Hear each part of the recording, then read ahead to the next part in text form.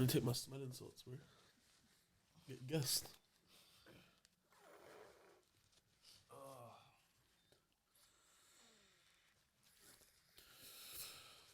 Woo! Come like crack. I was a Clipper fan. I'd take some crack too. Ready, yeah? He just slid that in. All right. Ladies and gentlemen, boys and girls, baby mums and baby dads, and NBA fans all over the world. Welcome to another episode of Take It to the Rim podcast with myself, Rods, aka Let's Go Mavs, hey, aka Clipper niggas, come get your chains back, B. Hey, Clipper fans, come get your chain back. Kawhi, come get your chain back. PG, where's Paul, though? Hey, where's Paul, though? Harden? Yeah, not. Russell Westbrook. Oh, 432? Tory Dates. Hey. To the right of me, I've got. I can barely recognize him. I think he just goes by Cam, right? Or you trying to claim that first part again? I'll remain. Come get your chains back, B. I'll remain clicker. Come get your chains back, B. It's a tough day in the office. Come get your chains back, B. What did I say? I can't stand these dabbing ass rappers. Come get your chains back. Come get them.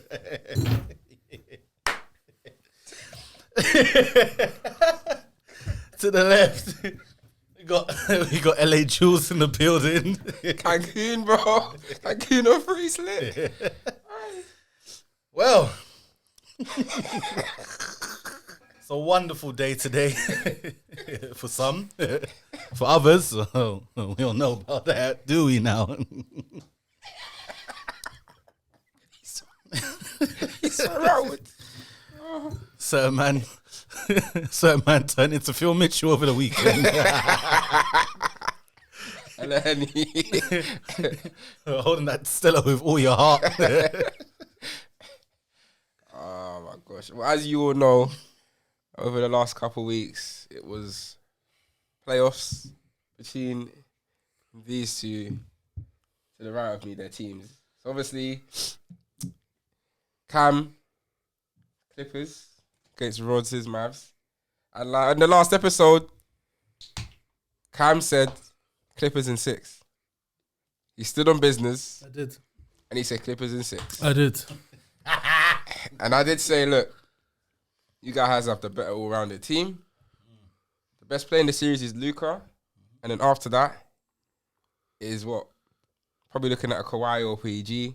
And then a Kyrie. But in terms of the whole entire team, the Clippers have the better team. So you saying Clippers in 6, it wasn't wild because they should have won in 6. But It wasn't wild, man. I mean, what happened? The thing what is, translated? yeah, Wasn't that? it was game one where you was getting hyped because you were up by how many points, but then by the end of it, we lost by like, what, 12? Something like that.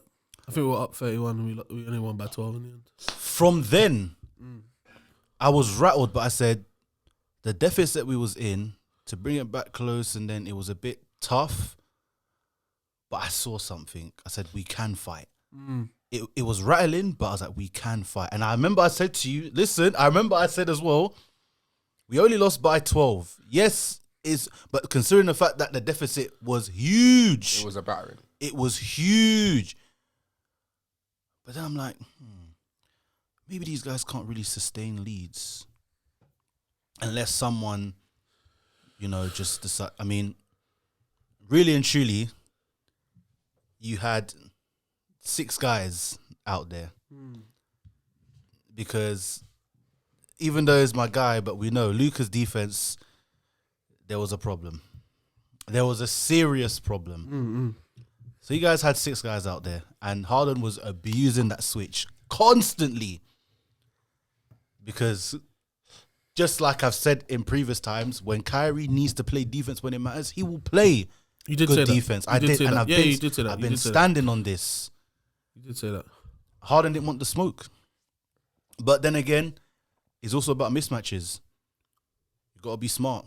Sometimes you got to take the smarter battle and be tactical. So I get it. I understand. Attack Luka. He was having success. If it ain't broke, why fix it? But right now, your whole team's broke. And you need to fix it. You need to fix it. I believe it was 2019 when the pairing of Paul George and Kawhi Leonard came together. It was indeed. And I believe it was Lou Williams or Patrick Beverley that made a certain video that went on social media saying, "Don't talk to us. They did say It's that. over." In the casino. They did And say I that. believe it was Patrick Beverley that also said to Steph Curry that the next 5 years are mine. Did say that. Whilst he's in the Clippers jersey. He did say that. He's been in a number of jerseys since then as well. I mean, this is the end of the 5th year, by the way. So, since 2019, Yep. it's been one Western Conference Finals, Yes. yeah, without Kawhi. your number one star, Yep. which is a problem in itself. Yep. And then it's missed playoffs. He's in terms of Kawhi, missed the playoffs. Yes. Missed the playoffs. Yes. Missed the playoffs. Yes. Missed the playoffs. Paul George, he's been 50-50. You know, like I say, he was there, Western Conference Finals. I give him props for that because he did well. And then, you know, he missed the playoffs last year. The year before that as well, did he? What? Missed the playoffs. No, that's when we went to the Western Conference. Western Conference Finals, yeah. But then the year before that, there was like hurts, injuries, all these things. And on top of that, he also blew a 3-1 lead to the Denver Nuggets as well. So, damn, that's tough. I want to just, sorry, Cam. I just want to kind of break something down. Sure. And I think Rod's alluded to when Paul George and Kawhi came. Mm-hmm. So obviously when Kawhi came, he was fresh off a one and done in Toronto. In one of the biggest upsets in recent times, defeating that Golden State team that had Steph Curry, KD, Draymond and Clay. Yep. Obviously they were injured, but Kawhi did it in Toronto. Paul George was in the running for MVP. Yes, he was. He was in the final Yep. 3 of the MVP list and the final 3 of the Defensive Player of the Year list. Yeah, they teamed up. What we thought was, look, that was the same kind of period where we had the other side of LA, LeBron and AD. Yeah, it was the duos. Do you know what I mean? There was a whole duo kind of effect running through the NBA. Do you know what I mean? And that was the time I think Kyrie and KD. So KD's just They gone teamed up to- in Brooklyn. They teamed up in Yep. Brooklyn. You now got Steph and Clay kind of. So it was a lot of duos. And you look at what's happened since. I mean, in the 5 years, 2 of the 5 you managed to win a postseason series, but in the last 3 years, you've not even gone past the first round. That's correct. You've not won a single postseason series, and you have to also look at in that 5 years what transpired in terms of like you traded with OKC to get, obviously Paul George. Yep. And this is the first time OKC are better than you, but now they're also a number 1 seed, and have won a playoff series. That's correct. What has happened to me is I'm looking at the Clippers and I'm seeing the championship window is shut. It's done. And the sad reality is this is possibly like, we talk about what ifs, yeah? This is surely one of the biggest what ifs because I've said numerous times on this podcast that you guys are championship contenders. You guys are one of the best teams in the NBA when healthy. And your biggest issue, and it's so sad to see because it's like, I've seen what my team's done when healthy and a well-constructed roster. Do you know what I mean? We managed to win it in a bubble, which was very difficult. And since then, there's been up and downs. But where we gave ourselves a chance and we executed. With you guys, I cannot remember you giving yourselves a fair chance to execute. But then looking in the back of it on 5 years, how many times could you say and blame it on health? Because the health thing, to me, that I always say when I look at other sport, if you're as good as your availability. If you're not healthy, don't talk to me about you because I don't want to hear it. And Aaron, if you could be there, if you could. I hear it once or twice. 5 years. The excuses are run out. And to me, looking at the way your roster's been constructed, you've got 4 Hall of Famers on your team right now. Yeah, 3 of them are MVPs.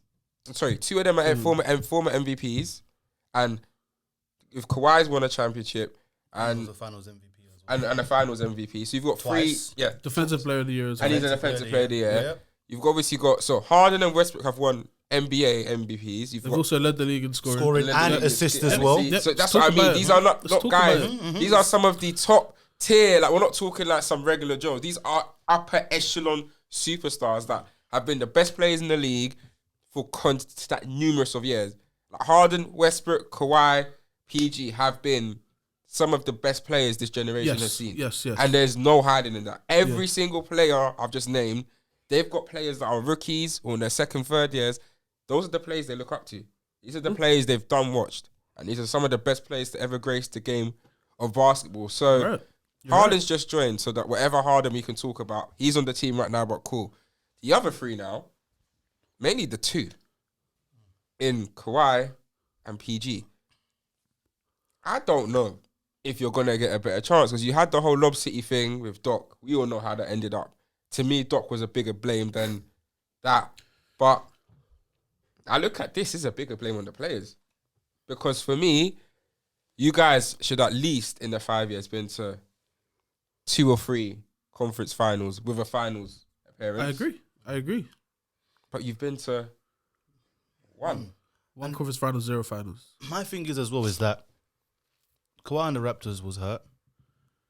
It was visible. We all knew that he was hurt throughout the season. He was load managing throughout the season. Yeah. And especially against the Bucks as well, he even got hurt even more. Yeah. But he still carried on through. He still managed it. But these past 5 years, not once has he tried. And he's like, okay, knee inflation. Inflammation. Is it inflammation? I say inflammation. Yeah. Joe Embiid, we get on to him as well for not being available. I'm sure, I think he's MCL. He had an MCL sprain, right? He did. Yeah. And then he hurt it again in the playoffs. He did. Still played through it. They Whilst, lost though, so yeah, that's I don't know doesn't what I'm saying, matter. but whilst playing through also Bell palsy as well and all that stuff and everything that he's going through, yeah, still went on the court to fight. Understandable. Okay, they lost. Okay, cool. With the team that they had, everything cool. They still lost, but you can see Embiid. He tried. Yeah. Kawhi just nah. Like he came back for what, 1 game? 2. 2 games. 2. And we lost both of those games. In the second one, it was so evident he wasn't healthy. Exactly. So I'm gonna throw what you just said in the bin, because we were worse when he was on the court, and that's a fact. All 6 Come off the games. bench. He should come off the bench. He couldn't move his feet even defensively. Thank you It was very evident. It's very that evident. it He was shouldn't like- have played. He should not have played. It was Like, worse with, like Cam said, him 100%. playing, because he was just getting cooked. So what's the issue? Like, because something is going on with Kawhi. I don't know. Something's been going on with Kawhi. I can tell you what the problem is. San Antonio, remember? Since that, Kawhi's had injuries since San Antonio time. San Antonio, from when Zaza Pachulia put his foot out there, Kawhi stepped on it, couldn't play, and he was going through all kinds of injuries throughout that time in San Antonio. Hence why he didn't play for so long. He came to Toronto. In my opinion, he had probably one of the best regular seasons I've seen from like a two-way player. Not only that, he then goes and wins the NBA championship. Like you said, he was playing through injuries and whatnot, and it was evident and clear that, like, yes, he was injured, but it was nowhere near as bad as now. Also, you're talking about 5 years ago. I'm gonna explain what's been happening with the Clippers, yeah, because I feel like people need to understand what kind of stress and trouble I've gone through in my time as a Clippers fan. Because this is no fucking joke, bro. He downs it. He downs it.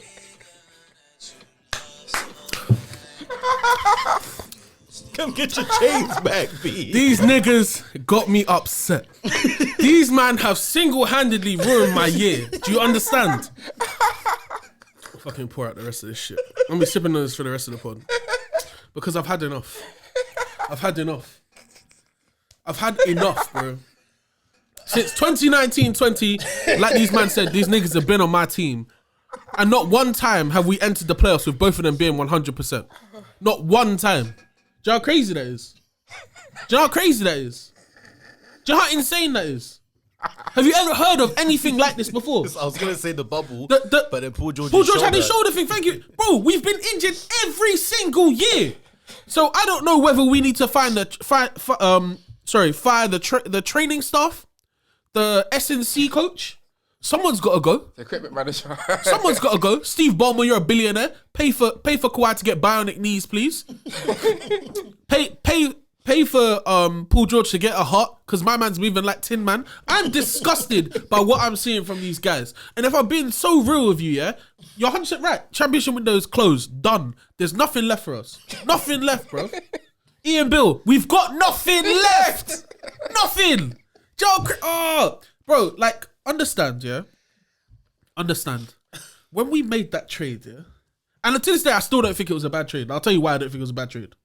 Because, yes, we end up giving away the eventual best player in the trade. Whoever gets best player always wins the trade.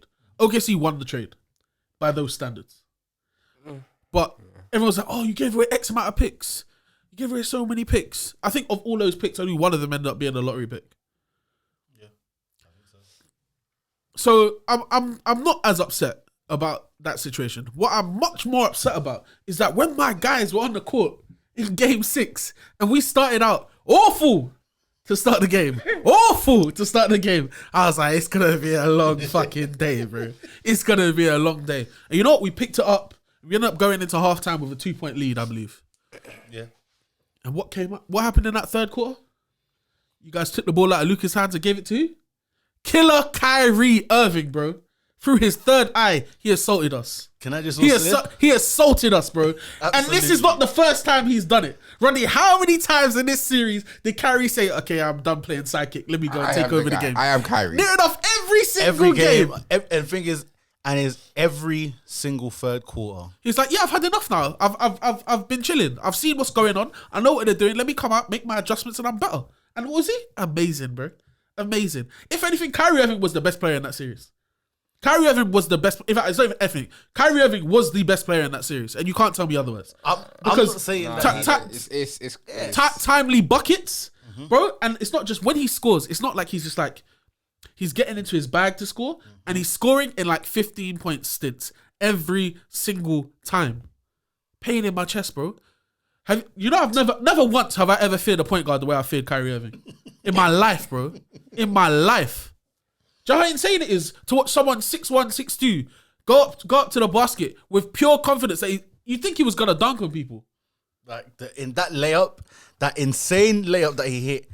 It was Three over guys, Terrence Mann, Paul George, and James Harden. People guarding. That's ridiculous. Like he couldn't be stopped, and every time he attacked downhill, it was a bucket. It was you just could. And then what was even just like that was amazing what he did. The offensive outburst, everything. It was great. What I was really proud of as well was his defense. His defense was spectacular. It's underrated with Kyrie. You know, a lot of people forget he can defend. You know? I'm not even gonna try and disrespect him or nothing like that. But even when Rodney said it, I was like, he's right because I've seen him do it in the playoffs, but he doesn't do it in the regular season. The only other time I've seen him do it in the regular season, you know, when once him and James Harden finally split up, and that first matchup between them when James Harden was in Philly, Kyrie put the clamps on. Put the clamps on. Let's talk about this. So, I feel like it's fair to say that the two games in which the Clippers had a genuine chance of really like taking control was game 1 where we almost blew you guys out and again lost control, and then game 6 especially as well, right? I feel like it needs to be addressed that Kyrie Irving this year shot almost 50-40-90, correct? Yeah. Last year, I believe he did shoot 50-40-90. Yeah. And somehow you guys still just about missed out on playoffs. I'm assuming because of injuries. But coming into it, you need to know what kind of animal and beast you're dealing with, innit? And if I'm being so real, I can't think of a way to really stop this guy outside of him not being assertive with it. And I think you kind of see that where, I mean, he took 19 shots, 25 shots, 14, 17, 18, and 18. And I think this kind of reminds me of Kyrie when he was in Cleveland in the first stint before LeBron got there, where he kind of said, I feel like in those third quarters he looked at it like it's me out there, and I have to do this. I have to handle it, and it was seamless. It was very impressive to watch. I have to give a lot of credit to your role players. PJ Washington played with a lot of aggression. Yeah, 100%. I was talking my shit. Julian was here and I was talking my shit. He did it. I did that exactly. Like this, bro. Like this. It was 2-2. It was 2-2 and I was standing there like, what? PJ, what? Hey. PJ asked about me, bro. He knows. Comes fast. No, it did. It did. I feel like I got hit by a fucking car, bro. Jesus Christ. I feel like PJ played well. Derek Jones Jr. played amazing as well. Like much above. I don't know if it's fair to say above his level, but I think he was given the opportunity to, and they really lent into the fact that guy is an athletic slasher that none of my guys can deal with at the rim. Now, if you want to tear down the Clippers, let's do it. Why do we look so old? That's what I was gonna say. Why do we look so old? A bunch of old ass niggas. We look, bro, we look old. I feel like I can't remember the last time that like Paul George tried to post to people. It didn't happen. We look unathletic. We look lethargic. We look like we're struggling. Injured. Yeah, we do. I can't lie, and I don't think any of them guys that played were hurt apart from Kawhi. Russ, I'm so sorry, but that was. I feel like ever since this whole flagrant foul situation happened, and Stephen A. calling the league office, which is a bitch move, by the way. That was a bit mad. Just want to make that's a bitch move. Very mad. That's a bitch move because focus on the Knicks. Focus on the Knicks. But yeah, ever since that situation happened, bro, he just lost his head. He absolutely lost his head. He had no idea what was going on out there. I feel like that James Harden and Russell Westbrook run a very good backdoor lob play where James cuts and no one's looking at Russ in the corner because you want him to take that shot and he's cutting to the basket. Easy lob. I didn't see that. I saw what looked like a lot of miscommunication between Russ and Zoo, especially.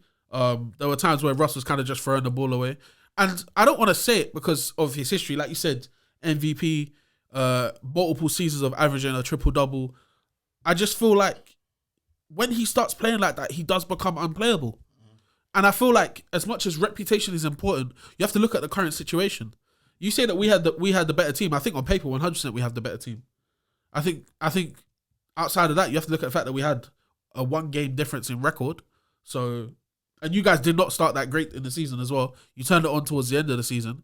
Whereas us started badly, had a very, very great stint to where we were the number 1 seed. Can you even think about the fact that at one point we were the number 1 seed in the West, and we fell from grace, bro.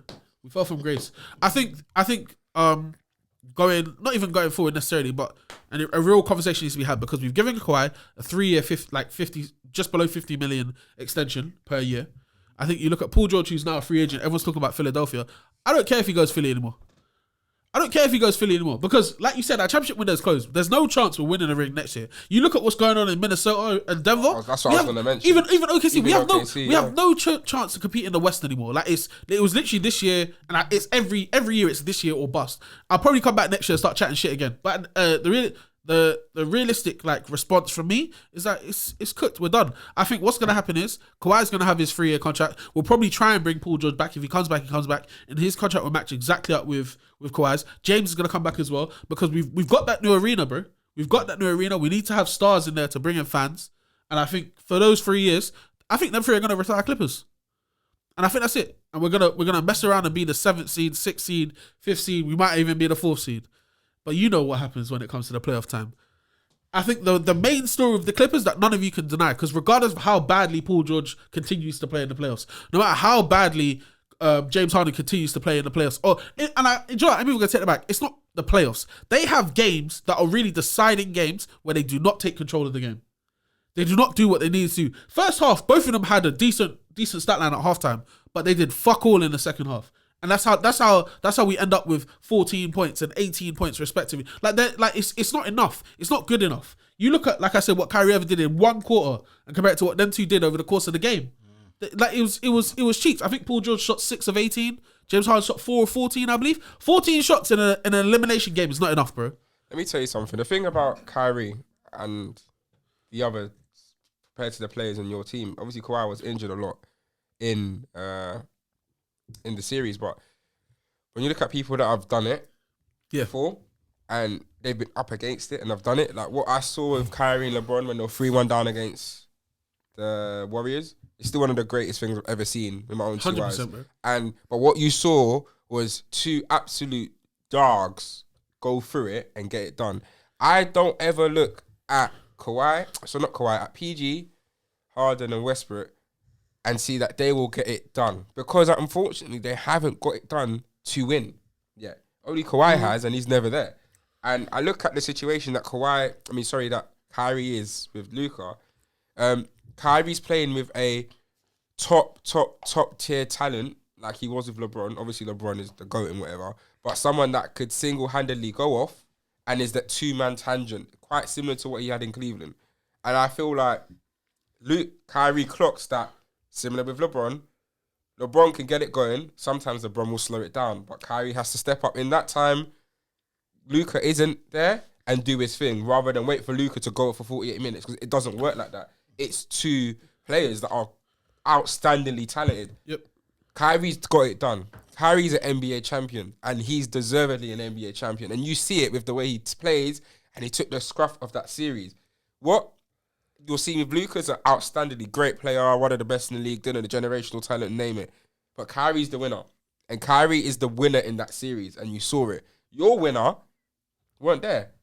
100%. He was on the bench. 100%. And as much as you can talk about, I can help off you're not there. You can't affect the game from the bench. You're not playing. Just to piggyback off that as well, like some players can affect the game from the bench. They can be, but like we've seen what Kawhi is he's just a player. He's not in there trying to be a chief. Like Like the a LeBron the kind of, intangibles that you can have from having someone like LeBron on your team, even Jimmy. As much as I hate him, the guy don't shut up. Like Kawhi's not one of those guys who's trying to extrinsically motivate people. Have you seen, sorry, just to kind of go off that, have you seen in the team talk, there was a clip that Kawhi was just looking kind of dazed. I've seen a few of them during team huddles. But that guy's a pothead. And that guy's a pothead. I know he's a pothead. I know that guy's because you can't watch his behavior and say, yeah, that's calm. like, he's just chilling on the bench, just looking there. And it's like, it's big crunch time. Like, you should be in there, like, get on, come on, guys, but he's just there, like. Bro, So, Rodney, I think 100% you should be extremely happy. And do you know, I'm not even going to say I'm happy for you because I'm furious. I think I'm more upset, that you're a Mavericks fan than the fact that the Clippers lost. The fact that you're now going to experience some level of success. Congratulations to Luka Doncic on his first playoff series win against the Clippers. I think he played absolutely horrifically. Was it that way? You're exaggerating. He was not that bad. Let me speak and then you can speak. Thank you. He averaged 25. First of all, he averaged 25 shots a game. 25 shots a game. And only in one of those games did he shoot 50% or above. So what does that mean, Rodney? This guy will consistently shoot you out of games. And he did that. The 2 L's you lot had were because every single game, and I've said this for years, Dallas have the formula. Let Luka go and get his buckets first. But what happens if Luka's not hitting? He's taking 12 shots in the first quarter. Every single game. But luckily, you guys made a good investment for once and actually brought back the guy who could counteract Luka's mishaps and uselessness. So I feel like congratulations. I'm happy for you. But at the same time, I wholeheartedly, with full hate in my heart, bro. Damn. I really, really do wish the Oklahoma City Thunder exposed Luka Doncic for what he is. Because if we didn't do it, someone else has to do it. Do you feel confident going forward after what you see from Luka in round one? Well, my confidence. Actually, first of all, before I do get into it, go on, address it. Before I get into it, it's just I just want to make sure that just when you are making your points, just make sure it's not in a playoff tone because you're not around no more. Yeah? So, Rodney, you've been on this podcast for years talking with playoff tone and not been in the playoffs. Last year, your team didn't even make the playoffs and you came with playoff tone. I'm just reciprocating energy. Okay? Thank you. Secondly, come get your chains back, B. Have the chains, bro. Now, let's get serious. Let's talk about Luka, yes. So, because you agreed with me when I was making these points before as well. Yeah, listen. I'm still confident that Luka will do what he needs to do going forward. Why? And I think he's a bit more fit. I mean, because slightly he got worse. He shot 1 for 10 in the final game. I think, you know what? From free, sorry. This one was I thought this one was a scary sight for Luka. Like, not that he was afraid, but it hasn't gone well against the Clippers for a while now. It hasn't. He needed someone to carry it to, And yeah. even needs someone yes, he needs someone, but he needed someone that has been there and knows what to do as well. And can perform better than him. Can do what needs to be done. Can perform better than him. Nah, I think you're Someone being that's harsh. yes, man. no, someone You can someone that's say on I'm being par. harsh, but this is Someone that's on the par. same guy, yeah, who since he's been in the league and his team have been competitive because they've made the playoffs. Everyone said that Luka does not have enough help, and I said to you, who would the Mavs need to get for Luka to be able to have enough help? He has enough help now, right? 100% he has enough help, right? I mean, What do you mean? I mean, well, Julian, Hey, he's got Kyrie. he's got enough Yeah. help. He's got Kyrie. That's not enough The help. rest of the team is a bit. It's not. What's like, wrong with the rest of the team? They're all right. It's not, They've literally filled the rest of the team with shooters and defense. Yeah, no, That's- it's a good team. So what does Dallas need? What more does Dallas need now to have enough? Because now if you give him any more, you have to question how good he is. no, to me, they're not the best team in the league in the West. No, they don't have to be, but he has enough help to compete, right? Yeah, no, you can compete. Yeah, that's the question. okay. To compete. compete, Yeah, yeah, that's fine. that's the thing. Yeah, he's got enough to compete. Yeah. Yeah, that's fine. Okay, to cool. compete, to win is another thing. I think to compete, but I You don't. don't think his team are good enough to be a I championship just look team? at what he's against though. Like, I'm looking at the What's Nuggets. he against? The Nuggets, he's not better than. They're not better than the Nuggets. The Nuggets definitely will be tough. Is Kyrie Irving better than Jamal Murray? Yes. Hands down. He's better than Jamal Murray. But it's But the rest in the of the situation that it like KCP, that's in, Aaron Gordon. it would be tough. It would To be some tough. extent, we have to. Yeah, because if you're giving Luka's top 5, right? Easily, yeah. In the league right now. Yeah, easily. What Kyrie's what, top 15, top 10 potentially? Yeah.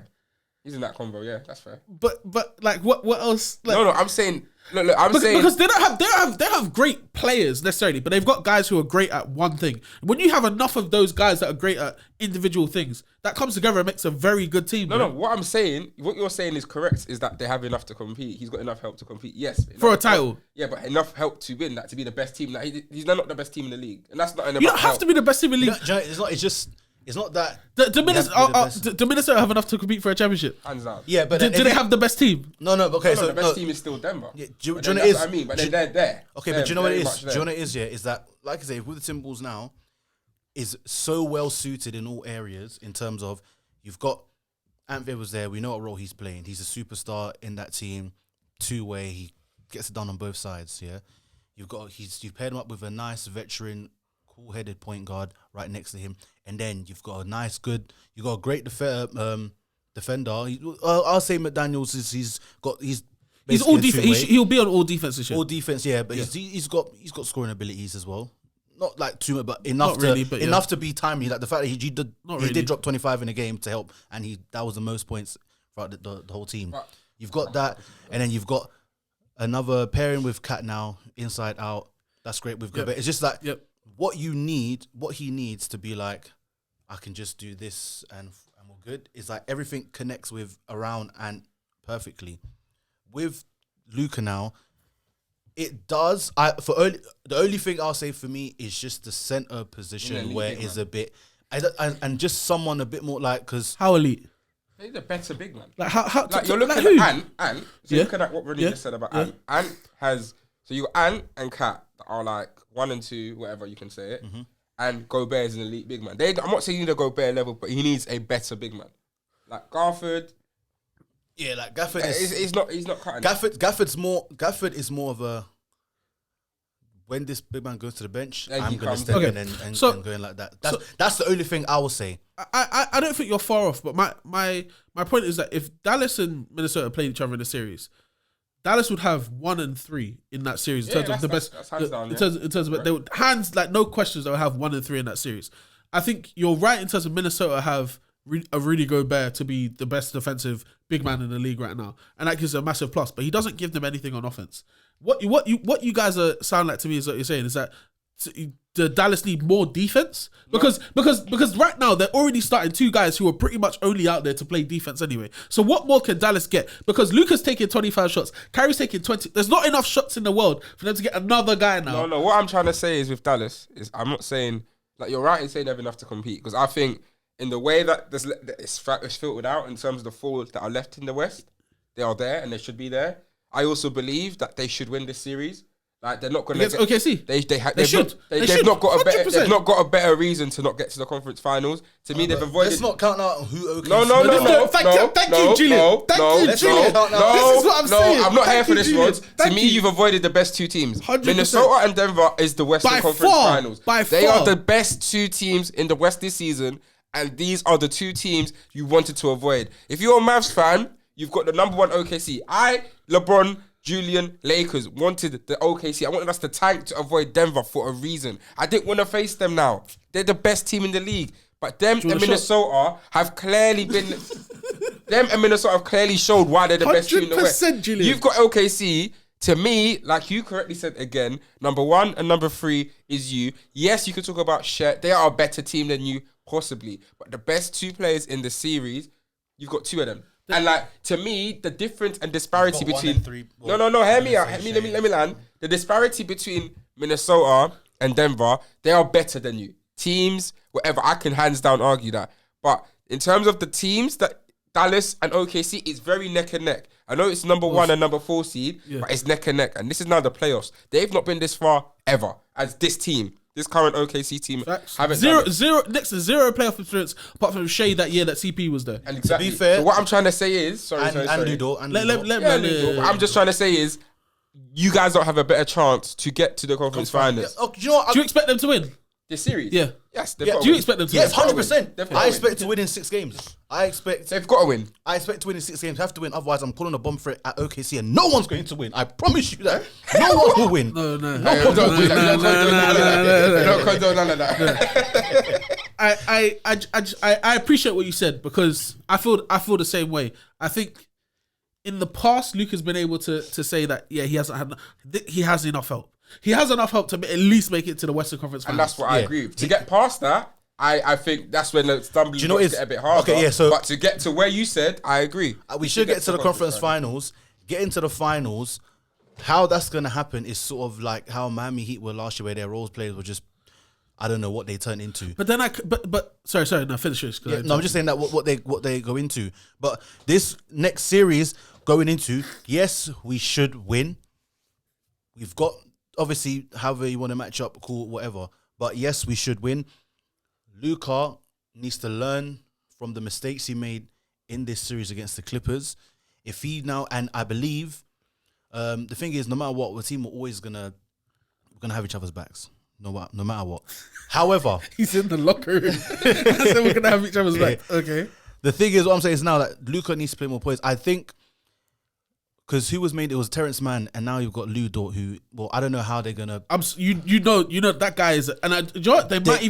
They might even put Lou Dort on Kyrie They're gonna, because I think Shea's bigger. Shea might guard Luka. yeah, but the Dortcher chamber, Or Jalen Williams. This is the problem. what they're gonna do Gonna be is difficult. what they're gonna do They're is trying to put you boys in a spliff, man. but what they're gonna do is they're gonna most likely, and even when I'm speaking to an OKC Thunder fan as well, like most likely the best thing is for them to put Lou Dort on Luka just to stop obviously from his dribble. You know how Lou Dort is. He's the defensively So is this a Brandon Ingram? locked on exactly. So that's what they're gonna want to do, and then they're gonna probably put SGA on Kyrie because obviously SGA's got the two-way thing. For me, is that it's better for it to be SGA than because we have to deep it. It was mainly Paul George that was guarding Kyrie. Yeah, which I didn't like. I didn't like it. He spent a lot of that. We did a lot of switching, but majority of the time when I saw Kyrie cooking, Paul George got it. And that's why it wouldn't make, because I'm not saying that Lou Dort isn't a good defender, but now Lou Dort is the same height as Kyrie? Yeah, which why to me it makes more sense to He put can him move on. his feet a lot. 100%, That's 100%. right. Lou Dort is a better defender than Paul George. I know, well. but Lou Dort has had more issues guarding Kyrie as well, and on top of that, the way Kyrie makes his shots as well, with it being Paul George, in terms of contesting, is a much better contest.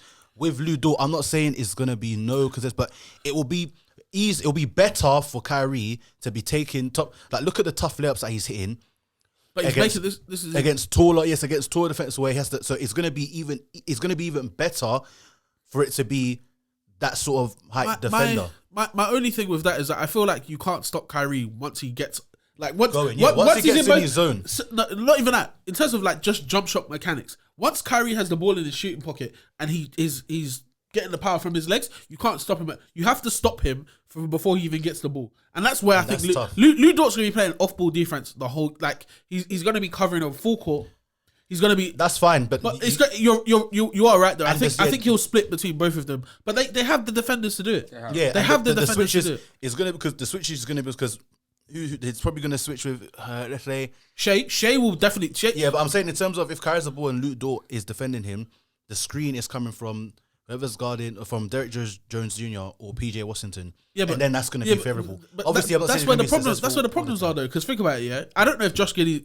Let's say Josh Giddey doesn't start purely for defensive purposes. You're telling me they're starting Shea, Dort, Jalen Williams, Shet, and then no, Shet's going to play.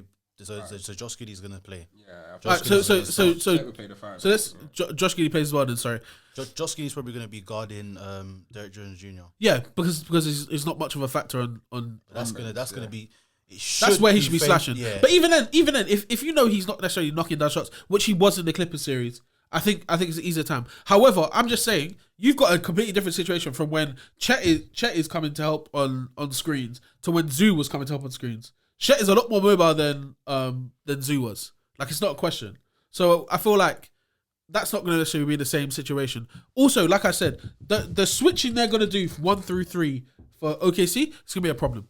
It's going to be a problem. It's going to be a problem. And this is what I say is there's issue because there is the way they're going to adjust and structure. But you've got 2 of the best 3 players in the series. And the thing is, the drop off from 3 to 4 is much bigger than 1 to 2 or 2 to 3. Yeah, So it's going to be a battle. My thing is, what this honestly for this series, it comes down to Luka Doncic. 100%. Because you don't win the series unless he plays well. If he plays like this, I don't think you're winning. Yeah, but at the same time, I think you're a bit harsh on Luka. Me personally, no. In the last series, the thing is, in the last series, in game one, like he's rolled back is like 7 for 25 in I believe that was game 3. That was poor. Yeah, cool. 10 rebounds, 9 assists, 2 steals, but 7 for 25 from the field. That was he bad. knows that. And then the elimination game, 9 for 26. We can't be shooting September. But he had loads of He had a 9 for 26, a 10 for 24, 7 for 25, 11 for 26, 11 for 20. Like the whole series he shot badly. He shot 40% from the field. Yeah, that's bad. And from the 3 was terrible. And 23.9%. But my thing is, in 4 of the 6 games, he shot more than 10 threes. But then at the same time, he still had 29.8 points, 9.5 steals, what worries? 8.8 rebounds. You know what it is, Rodney. Hold on, let me just add the last thing, which is a big factor. Is plus minus when he was on the court. Yep. Plus 9, plus 28, plus 10, plus 11, plus 8, and plus 3. He was a plus factor in every single game he played, even despite the fact that he wasn't necessarily shooting the best, because he can still facilitate and pass the ball at an elite level. And he's going to still require attention. Bro, he's on the court. He's on the court the same kind of carry. That's why his plus minus is good. Yeah, but it's no. He's still getting assists. Bro, assists 13, 10, 10, 9, 9, 6. You still got to give credit. Where on that side of the ball, if he's not shooting, his shooting was. Well, I'm not here saying his shooting was great. I know. But I'm saying he can still affect the game. We're gonna have to expose Josh Giddey's defense, Derek Jones Jr. That's who you're hoping. That's who you're hoping to switch on to. But again, they'll just take him out of the game. They'll just it's not all over. They'll just take him out of the game. The reason why I'm getting onto him though is because if I just looked at stats, I'd be like, yeah, Luka's having a great game. But you have to watch him play to understand exactly where the context is. 100%, he gets a lot of assists, a lot of rebounds, a lot of points. That's fine. But it's the nature in which he's doing these things that matters the most. And I feel like Luka's improved this series compared to previous series and just regular season since the free throw shooting. He shot the best numbers he shot from the free throw line. I don't know if it's this season, but in this series alone, he shot the best numbers he shot from the free throw line as well. I think that made a massive difference. I'm gonna put a little conspiracy camp thing in there. Agenda wise, the rest were on bullshit. I'm not gonna say that we deserve to win the game, but I think you can attest to this as well. Some of the calls were very shaky, bro. Very shaky. I can agree. Luka should have got at least 3 technicals throughout this series, because I saw one where he bumped into the ref. If that was anyone black, tech, bro, he's thrown out of the game. No, I'm being serious because we've seen it before. It's the same thing with this Jamal Murray, but Anthony Edwards, bro. It's how the rest perceive you as a person to then they'll determine what was his intention behind this. That's exactly what it is. They don't fear Luka. They don't fear Luka because he's one of them. He's one of them. That's all I have to say, bro. But Ronnie, real talk, shout out to you lot because you handled business. Yeah. I think you massively took advantage of us in terms of we didn't show up to play our best basketball for this series. Kawhi, I'm massively disappointed in you. I think the Clippers need a big shake up. I just want to say quickly, hot take. I think we're doing a silent trade with Paul George. And me personally, I believe Paul George is going to Phoenix. I believe Paul George is going to Phoenix. Phoenix? Yes. Signing trade with who? Potentially Devin Booker, yes. I think they realize, that they can't have three guys that play the same. Bradley Beal is not an attractive player to play with. And who are they better off with, KD or Devin Booker? For what they're trying to accomplish, this GM has no affiliation or no loyalty to Devin Booker. Wow. Hot take. Well, the GM's saying that they're in a great position. So with the three guys that they have, Be fucking for real, bro. No, we all know that. Be fucking for That's real. cap. Be fucking for real. Biggest cap. They're gonna sign one mid-level exception player this summer because they'll be able to, and it will be someone all right, and they're still gonna have a shit bench Yeah, because they got cap problems. yeah, they're tied into that no trade clause with Bradley Beal as well. 100%. Bro, he's not waving that to go to Detroit. yeah. So I mean, I ain't gonna lie, I'm kind of buzzed. Man, them don't know how early we are recording. I know. And this guy just backed all of that. God I know damn. he's buzzed. He's I know going he through was- it. Did you see what he said? He's buzzed, but obviously, Just one more time for the people at home, man. Because I'm actually upset. You don't understand. And do you know what the worst thing is about being a sports fan, yeah? People don't check on you when your team are doing well. They don't check on you. But let me tell you something. I'm hearing from niggas I ain't heard from in years when we lost that fucking game, bro. In years. Fuck you, man. Oh. Oh. I'm in pain. Oh. I'm in severe pain. Oh. He's really going through it. So now you understand my stress because there was a time where on my birthday, No, you my deserve that. team You deserve that got because you got swept. You On got your swept. birthday, But yeah, I'm just gonna use this to go back to an argument that I've been making. Yeah. If Kyrie didn't go down with dirty Giannis, that time, they would have won. I don't think we ever denied that. It's just like it's ifs and buts. That's what we said. If Kawhi didn't get hurt, we would have played the series and Yeah. beat you lot. It doesn't mean anything. Exactly, it don't mean anything. Because anything you're about to say to that, I would just say to it doesn't matter. It doesn't mean anything. So Fuck the Clippers. Mavs eliminate the Clippers in 6. So yeah, that's great. It changed back B. So moving on before Cameron loses his mind. For the most boring series I've ever witnessed, Cavs and Magic went to 7 games. I'm so upset it went to 7 games because this was a ton of bull crap to watch. It was shocking watching that Cavaliers team. It is absolutely piss poor, nasty work. And I've been saying this Garland guy is moving too shaky. Jarrett Allen going down. That was a cover up because the bright lights were gonna be too bright for him again, bro. That was a cover up. We saw it last year against New York. Maybe. So like again, I imagine we're not gonna spend a lot of time on this. The only good thing that came out of this series was Paolo's arrived. Yeah. Paolo's arrived. Don't worry, he didn't shoot great in the second half of that game, but I was seeing stints of him in the first half. And because it was literally the only game, which is actually made me so sad that there was no other Boston one yesterday. Because I really did not want to watch that game. But the only gift to come out is that, bro, that guy's here. And this is gonna sound blasphemous, gonna sound a bit crazy, but there were times when I saw him driving to the basket, changing hands, and I was like, kind of looks like LeBron, you know. Like it's wayward, and I'm saying in one aspect of his game. I'm not saying his whole game. There's a couple other aspects as well. Like I saw him hit a few fades that reminded a little bit of Bron too. In terms of like when you look at the fact that he's 6'10", 250, he don't really like his 250 must be muscle because he's not like mad wide or anything like that. He doesn't look heavy, for instance. Yeah, it's muscle. 100%. However, like just watching him go to the basket and just take over the game at certain points, like I was massively impressed. I can't believe they blew a 19-point lead. I just want to quickly point out something that I've just seen. Inexperience. So the Cavs were outscored 702 to 671 in this series. The Magic had 12 more threes, 25 more like free throws, 27 more offensive rebounds, 2 fewer turnovers. None of the Cavs had a plus minus for the series. A positive plus minus. Sorry, a positive plus minus for the series. The Cavs, but it's the only thing that won the series. The Cavs kept the Magic to 42% field goals and outscored them by 74 in the paint. And Mobley had 21 blocks. Basically, the Magic shot themselves in the foot. Yeah, massively. But again, they're a young team. They've got loads of things to work off. If I'm them, this is encouraging for me. It is. This is also, it kind of highlights things that they need to work on properly. They need to get shooters. They probably need to get a bit better at the center position as well. And I think maybe like Franz Wagner played a bit shit. I can't lie. I like his game, but he didn't play well in this series. And I think if he showed up even remotely last night, I think they probably could have won. Yeah. And Donovan Mitchell, we have to talk about that. He scored 89 points in the last 2 games. The rest of the Cavaliers starters scored in game 6 and 7 scored 80 points. He fucking hates it there, bro. I'm telling you. Yeah, there is nothing good about Donovan Mitchell being in Cleveland right now. And if I'm Cleveland, I'm terrified. Because when he asks out, which I think he will, because they're going to lose to Boston most likely. If they somehow beat Boston, I'll be riled. But they're going to lose to Boston somehow. Not somehow, eventually. Maybe in 4, maybe in 5.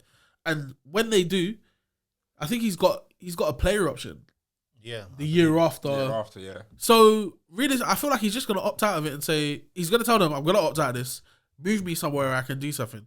And you have to look at a team like Miami potentially, who like are gonna have to give up quite a lot to get him. But Philly, 100%. Philly could actually do it in terms of cap, but they don't have the assets to get him. That's the only thing. Because it would have to be a trade. I'm hearing if he was gonna go Miami. Well, I mean, like I said. Would you put Butler on the table? I asked Luke this. Yeah, I think it's a good question to ask. If you're Miami, do you trade Jimmy Butler for Donovan Mitchell? I think you kind of have to at this stage. I even look at my own franchise. Like, who would you trade for? You wouldn't trade either of them two for. Not them two, but you got to kind of look at everyone else. Yeah, but like no one wants everyone else. like Donovan Mitchell's trade value right now is at like we're talking about bubble heights in terms of. He's proven himself to where he willed a bad team for a bad series to win to win it. So I feel like right now we're talking about a trade for I don't know, Jimmy Butler minimum, Paul George definitely, like guys like that. 100% you're trading to get Donovan Mitchell in your franchise and a team like Miami need him most because he's a scorer and that's what you need. You don't need intangibles. You don't need a guy who apparently wants $50 million a year. That's flipping insane. On an extension. That is insane. I'm just saying. Would I give Donovan Mitchell $50 million a year? The thing is, I understand why he's asking, but it's insane. Like he has done a bit in Miami since. Just look at the guys who are on that much money and look how they've crippled their franchises. You've got one. No, not you. No, we don't. Not you, Phoenix. Sorry, I was going to say Phoenix. Phoenix have one, ruin their franchise. Damian Lillard's contract was hot shit for a long time. Even now, Milwaukee aren't gonna be able to put talent around that. They don't really need to because they got enough. Yeah. But still, I just feel like anyone right now who I asked this question as well. That I don't believe. I asked you actually because I don't think I asked you. Do you think there's a player in the league worth $50 million above the age of 30? Barring LeBron, no. LeBron Not now. Even when he was 30. Yeah, no, like today in the NBA. As in right here, right now. Let's say you're a team that has $50 million to give any player, any of those players over 30. Yeah, there's 3 of them, innit? Who? Embiid, Luke, when Jokic is about to turn 30. I'm not giving Embiid $50 million a year. Jokic is about to turn 50. Turn 30? Sorry, 30, sorry. Yeah. And it's obviously same with Giannis, he's about to turn 30. And then I'll give Embiid. I think Jokic, Embiid, Giannis. But they're about to turn 30. Giannis is 30. Giannis is 30. Okay, so Giannis, yeah. I think Jokic might also... He's about to turn 30.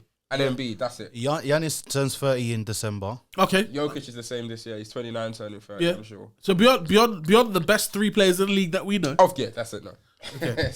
This is the point I'm trying to make though, innit? Like teams really need to relax on the Supermax extensions. Yeah. Because it hasn't worked out for any of you. Yeah, but this honestly, it hurt a little bit, innit? The shooting was awful. It was just such a... The defense was awful. Remember what I said to you, man, before? Yeah. And we're going to talk about it in a minute anyway. That Timberwolves Nuggets series, the quality of basketball compared to... So it was back-to-back nights, night and day. It's not even close. And unfortunately, like, we love basketball. It's NBA's playoffs. Cavs and Magic, it just wasn't good enough. Like, I couldn't spend my... Like, I wouldn't even have watched it at 6 o'clock and taken time out of my day to do it. Because I'm like... it's not that I exciting. watched it. I was hopeful. And do you know what? The best situation happened. It was a blowout, and then Donovan Mitchell went off. Yeah. And they won the game, which made it a lot more interesting. But if it was just a 85-82 victory from Cleveland, and it was just a boring, like, close game the whole... I don't think it can be a boring close game necessarily, but the shooting... Like, I realise now, in today's NBA, when a team can't shoot, they really... Horror. They really do look rough out there. Stink, innit? But they're young, like I said. And Orlando have cap room this year. I think they're going to go... I think they're going to go get Nick Claxton to improve their centre position, which will massively help them. Mm-hmm. I also think they've got a very, very good chance of landing another player. Paul George is apparently rumoured to go there as well. He's rumoured to go everywhere, man. At this point. It was mainly Philadelphia and Orlando, but yeah. Yeah, so shout out them. They had a good season, though, so you have to give credit. Massively overachieved. Yeah. No one expected this of them. Yeah, but I'm so flipping happy this is over. Because I can't take any more. Like, it's Congratulations to you on making the second round and getting swept by Boston. Basically. Yeah. It's the chance. We were Boston. I was like, don't do this That's to yourself. insane, right? Don't do this That's to yourself. insane. Don't do it, please. Them boys have been chilling. Them boys have been resting at home, you For know. time. Cleveland are going to go into game 1 in Boston and probably not put up 60 points. Nah, that's insane. Bro. And on top of that, it'll be Donovan Mitchell that scores all 60 points as well. Okay. So, round 2 has started. Only one game. But yeah, like we was talking about before, just going into it now. Timberwolves and Nuggets. My, oh my. What a series this is going to be. Game 1 was amazing. Like, the environment, the vibe, the atmosphere, the quality of basketball from both teams. Like, it was honestly, it was good to watch. And like I said, I think McDaniels was mainly guarding Murray. I think. But during the series, but it was mainly Ant in it. Bro, Ant started out on him. And Ant started out on him. He had him in hell, bro. He had him in hell. Jamal Murray didn't score a point in the first half. Yeah, I think. Yeah, he didn't score a point in the first half. And I can't lie, I'm flipping happy. I want this Jamal Murray man to get sent home in the worst way possible. He pisses me off, man. I'm tired of him. He has to go. They have to lose. I'm going to pray that they get swept. I swear that. I know it's very unlikely to happen. I want the Nuggets out of here. I don't mind the rest of the Nuggets, but I don't know what's going on. But I really am disliking Jamal Murray. I don't know what it is. That's a weird one still. Aye, so random. Do you know what it is? I saw a tweet and I agreed, and then it started from there.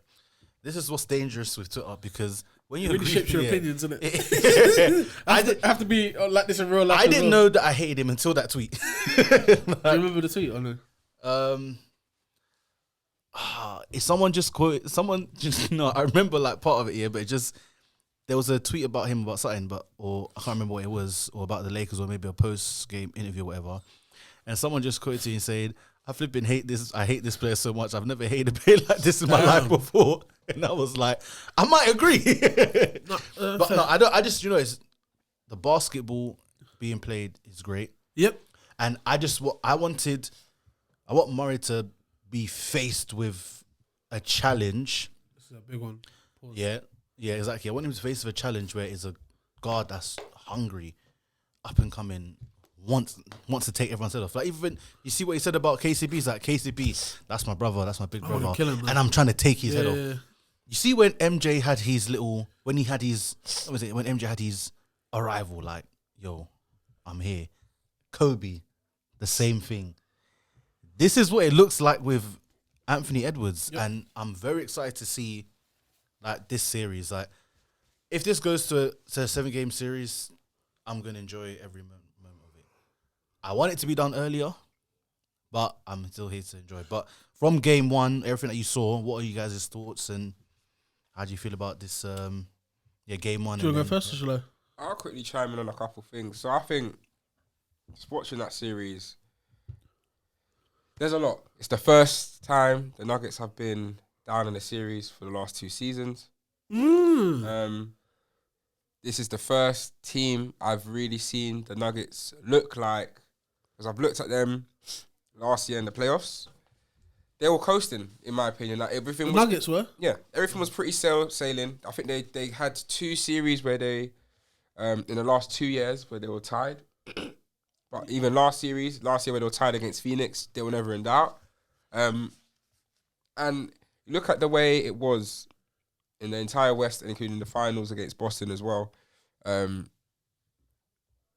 me, you look at it, against the Heat. When I say Boston, against the Heat last year for them, Denver have been, like, Jokic and Murray were playing at a phenomenal level where, to me, Jokic had control over the situation, and Murray, to an extent, exerted that control that Jokic had over every situation. And to me, the best player, 1 to 3, has always been them two, but they've managed to handle number 2. Now, this series. And it's the stark difference to the series last year. Because remember, they faced each other. Mm-hmm. It was 4-1. And what we saw in games, I think it was 4 and 5, when Minnesota's starting to get with it. But Nas Reed weren't there. I think Jalen McDaniels weren't there. Was Nas Reed not there? He was injured. Oh, okay. And you looked at it last year. But Daniels punched the Yeah. wolf. I Remember, remember when that's when Kyle Anderson and Rudy Gobert had a. So then that was what After they that. missed last year in the 4-1. And you saw in games 4 and 5, Minnesota was starting to figure it out. But it was just too late. Yeah. What you've now seen in this first game is this is a team that is capable of stopping Jokic. The Twin Towers are very capable. And we're not talking like when you've watched the way Jokic does play against Gobert, yes, he can back him up, pause to the rim and do what he has to do in the post. But then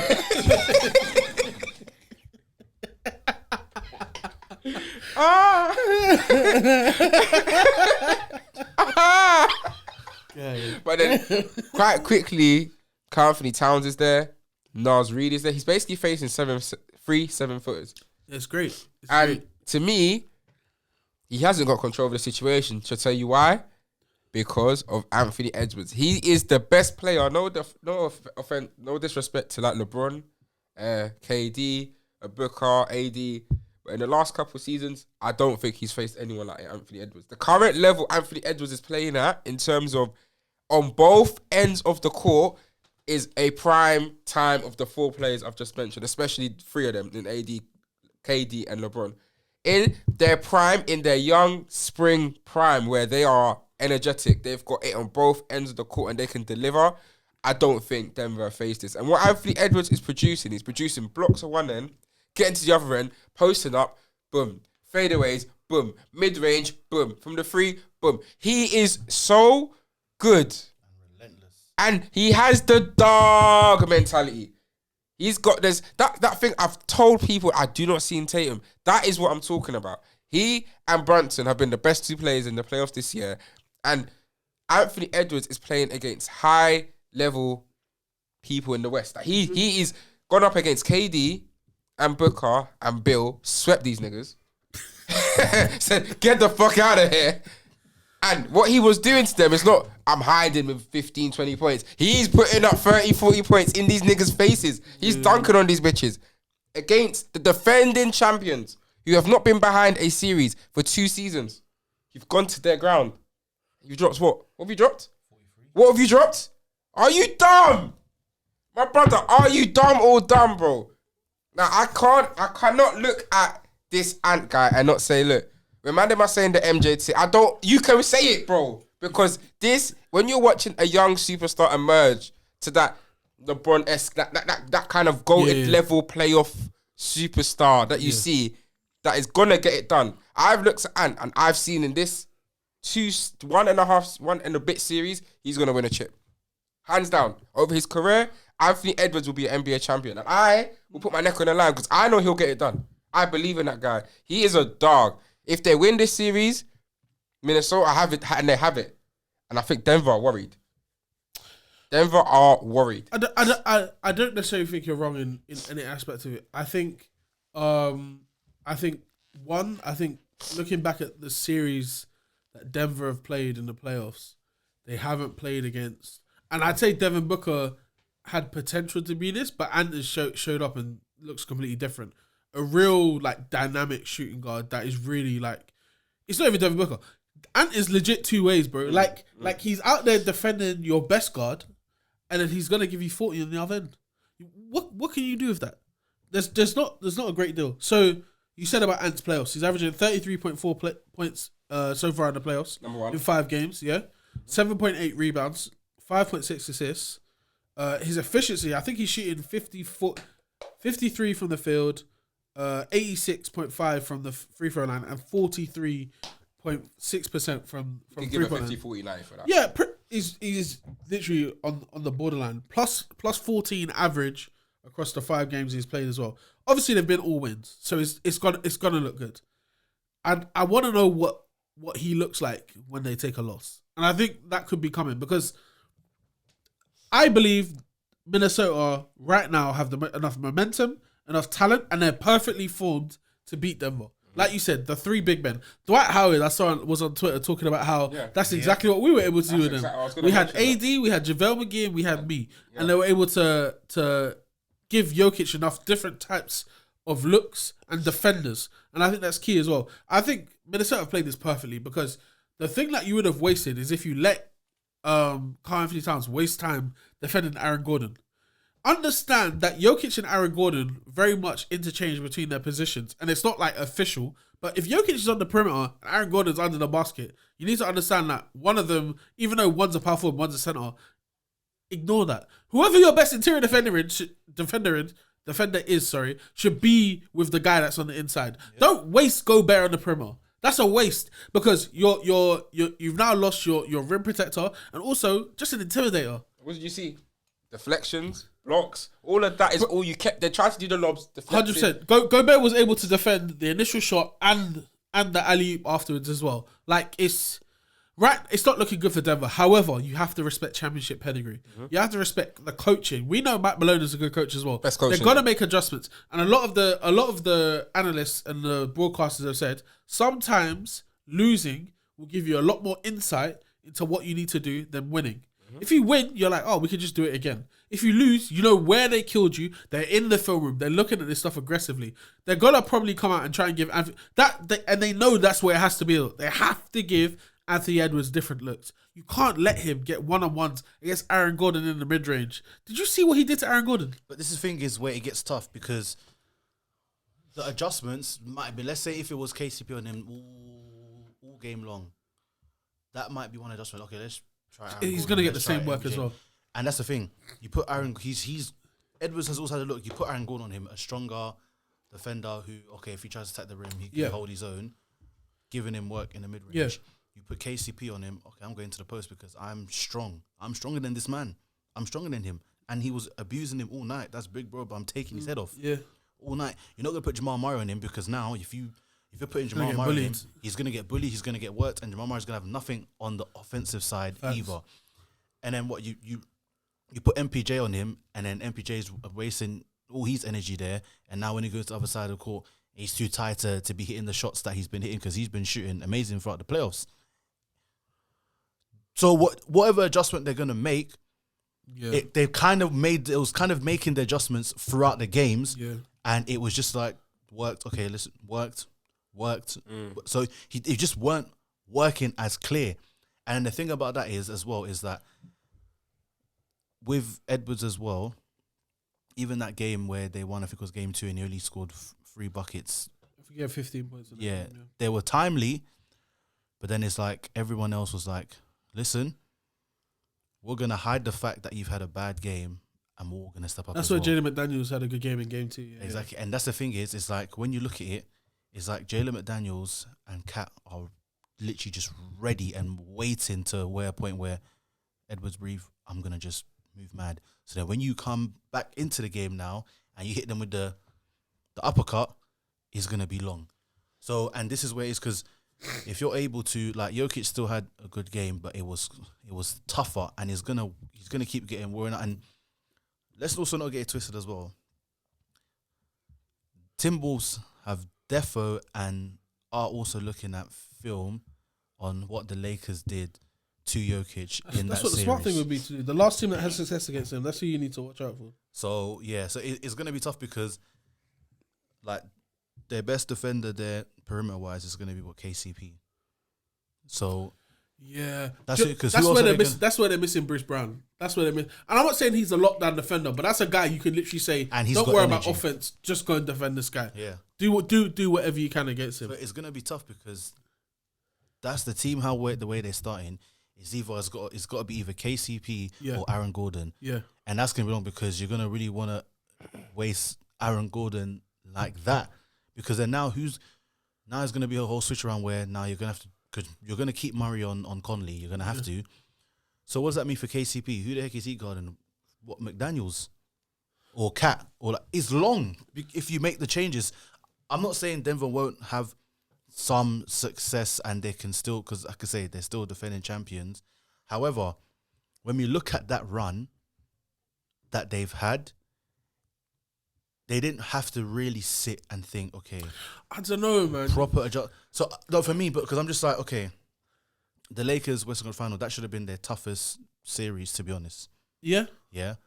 and they said it was, And I and believe. they said it was, and Yeah. because every game was close, and they played the best basketball they could have ever played, especially with those two, and they managed to win. You know what I mean? They played Minnesota when Minnesota were new. They played Phoenix, and everyone's been able to identify where Phoenix. And that was Phoenix before they got Bradley Yeah, Bills. and now it's Phoenix- with Chris Paul the clone. You know, it's a bit, I understand. I'm not saying you're wrong. I think they definitely didn't necessarily have the toughest run to the finals. However, like I just think you have to give them credit because even they still look like the best team anyway. Yeah, They look like the best team by far the whole season. So I don't want to discredit them, but I agree with what you're saying though as well. It doesn't look good for Denver because I don't think Denver have they haven't got the players in positions to be able to slow down or stop. And honestly, I don't know how you stop Anthony Edwards. I don't understand it. And it's not even just Anthony Edwards as well. Ant was able to get his, and Cat still chipped in with 20 points as well. Michael Porter Jr. is going to have to be the most instrumental player for this. That's what I'm saying. For the It's- series. for this now to read is going to also be like MPJ is going to be very key in this series Murray for the needs to be better Denver as for well. the Nuggets. He's Yeah, injured, though. That's the thing. I think MPJ? Murray looks injured. not here. Yeah. He doesn't look well. Yeah. not He hearing didn't it. train all week as well. Not hearing it.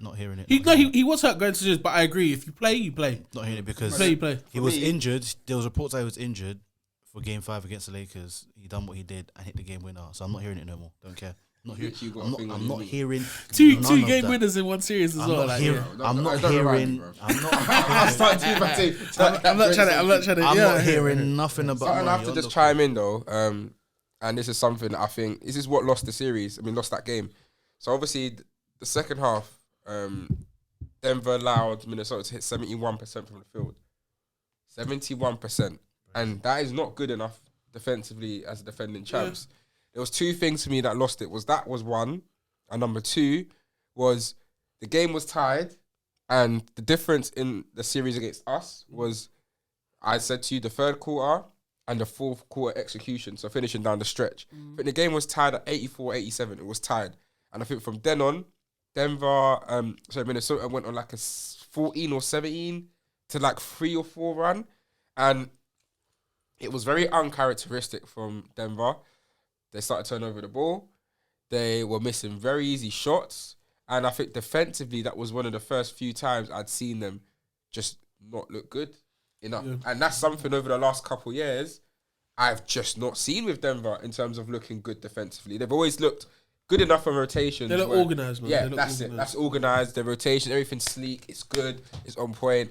And that execution down the stretch, it weren't good enough. Just even one quick thing as well. Why I also have just a tiny some concerns. I'm not saying that it's over for Denver, but when we look at the series of the Lakers were always up. But how many They had leads in every single game. They had leads. The issue with the Lakers was they couldn't maintain and keep Keep adding Denver, to it and keep Denver away from it. You know what I mean? So for Okay. that was also a bit like, okay, everyone else in the Lakers is kind of playing terrible. It's literally LeBron and AD, and they're still having these huge leads. It's different now when it's a team that is just they're just trying to go for everything and playing. And the thing is that with Timberwolves as well is that because there's no real proper expectation, they're just so free right now. They're so free. So as long as Denver don't repeat in terms of like how they've gone down against the Lakers, because if you give the Timberwolves those 14, 20 point leads, they're just going to keep going away with it because they're saying it's not enough. We need to increase it even more. So this is where whatever mistakes that Denver was making during that Lakers stint where they kept on going down by so much, they need to avoid that because the Timberwolves, they're going to abuse that. And then also the same way, if Denver win game 2, that's also going to give the Timberwolves, like you say, with the losing thing, because now Denver can kind of be like, all right, cool, we know what to do. Because it's kind of like, when they went down against the Lakers, it was just more, all right, cool, let's just fight back and yeah, we'll be fine. Now you really got to think about it. So it's going to be a good series. I'm expecting Denver to take game 2. And yeah. What's your man's? It's like who wins it and in what? I want Minnesota to win, so I'm gonna say Minnesota in 5. I think I'm giving a lot of credit to Denver. Like I have a lot of respect for their team, but I just think this is a very bad matchup for them because of the fact that they have an interior presence to defend. They have, and Kat doesn't even necessarily need to be a good defender. It's just someone to be there with him. I think Jokic benefits a lot from being on the perimeter against actual centers who aren't necessarily comfortable out there. But Cat's out there camping and it's fine. And if we're being even more real, like if it got to a point where Jokic started cooking from outside, Jalen McDaniels was just defending on the perimeter. And I think that's what it is. And again, Anthony Edwards, true two-way player who probably averaged another 30 points for this series while also defending Jamal Murray, who, if we're being honest, has been a big key to them winning games. He hit 2 game winners against you guys. Sorry to remind you, but like if he didn't hit those, we might be having a different conversation now. Sure. And I feel like if you have someone who could at least slow that down, which you've seen him be able to do in game 1, I have all faith it's going to continue. Yeah, I think I've got.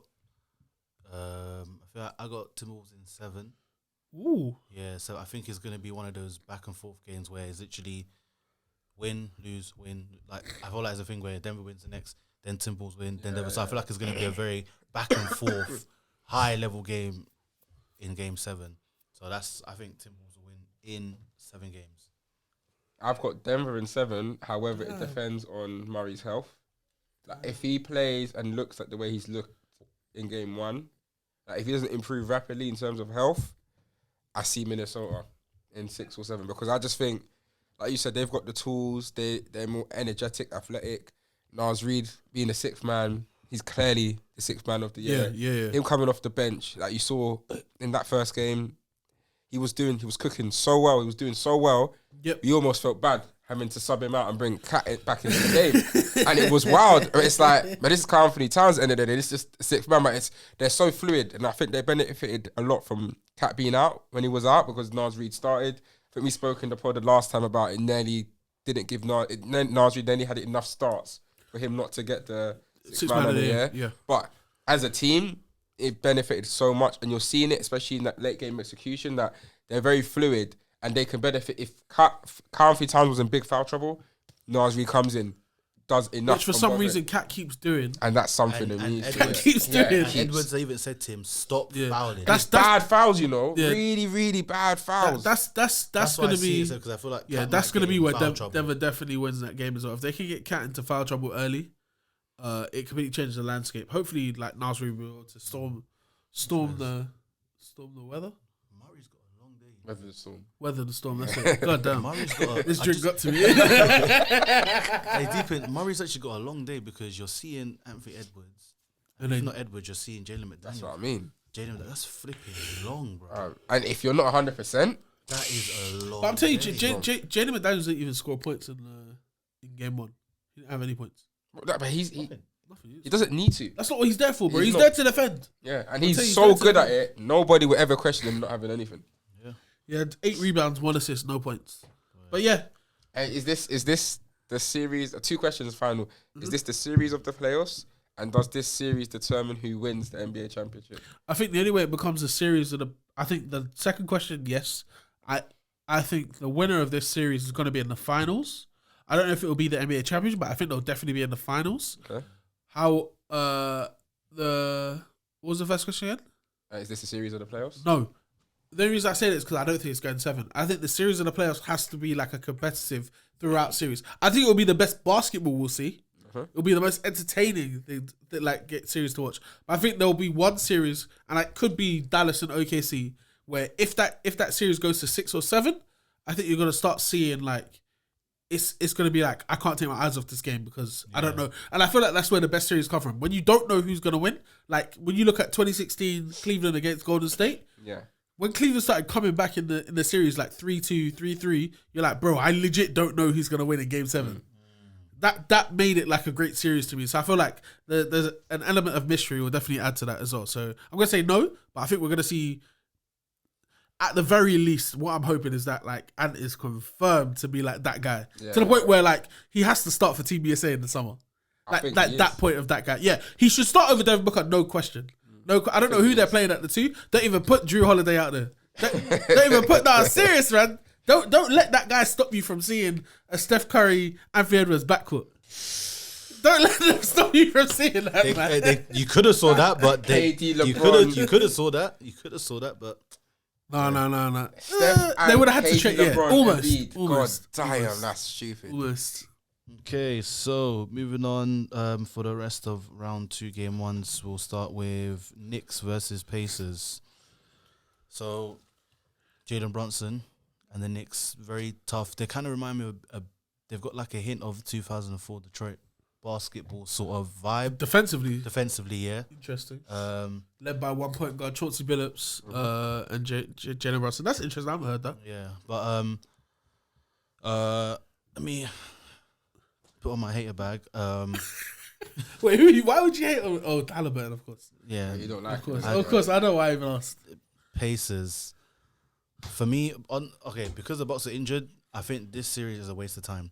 I just need the Knicks to clear them.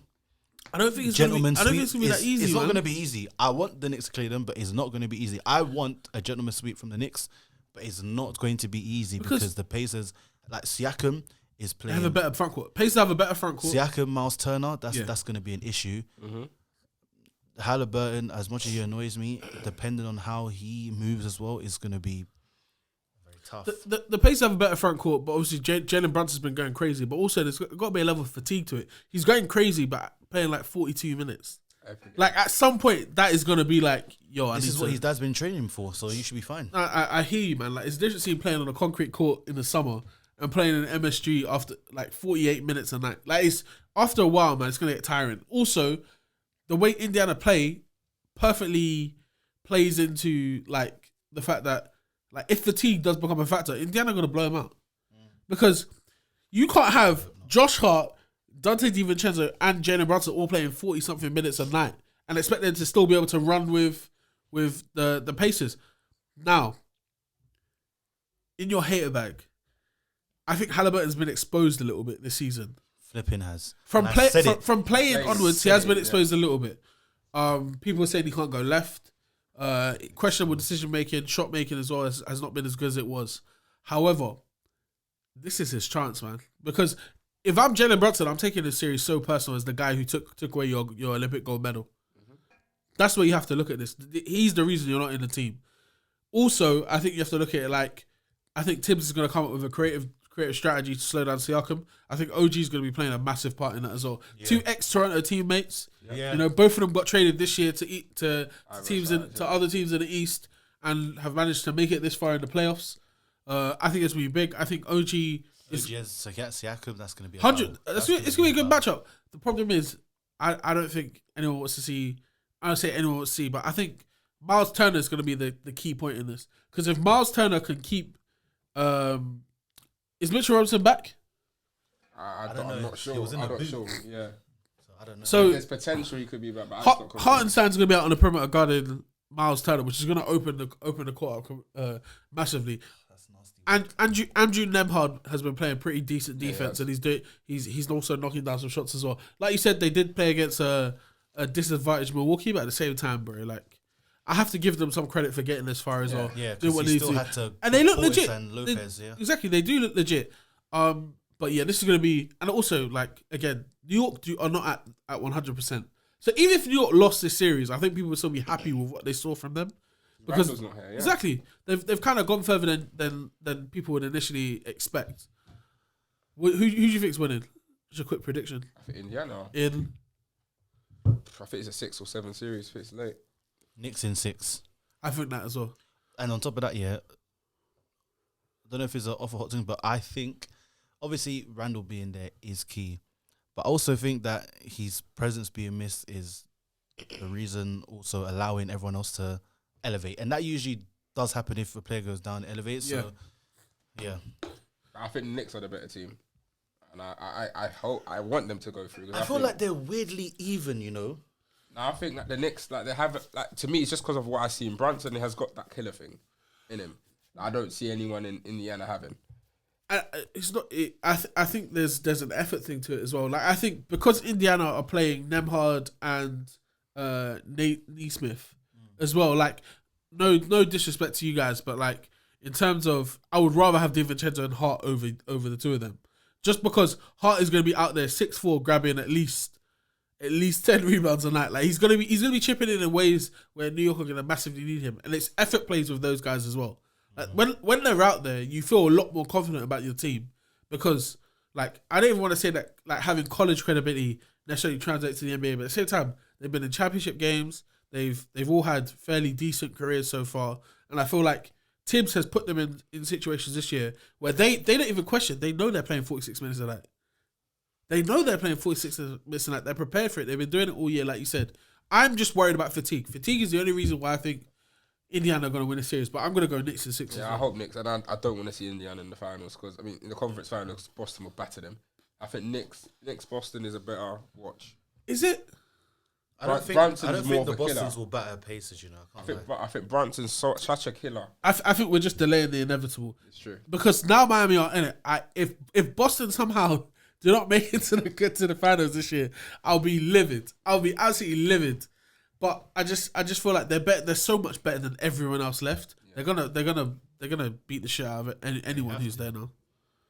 Okay. So that's for Knicks and Pacers, Cavs and Celtics.